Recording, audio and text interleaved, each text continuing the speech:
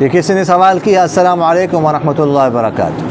وعلیکم السلام ورحمۃ اللہ وبرکاتہ. استاد محترم 9-10 محرم الحرام کا روزہ رکھنے کی فضیلت کیا ہے؟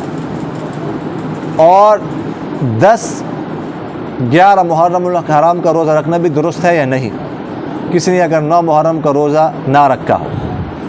دیکھیے گا اس کی فضیلت عاشورہ 10 محرم کے روزے کی فضیلت، جیسے آج 10 محرم ہے 1447 ہجری ہے.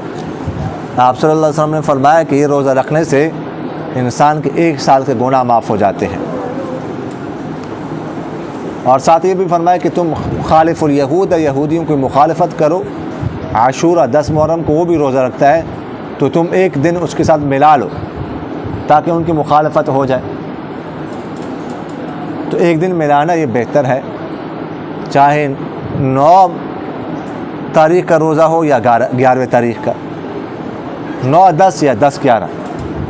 اگر کوئی کل نہ رکھ سکا 9 کا روزہ تو 11 کا روزہ رکھ لے.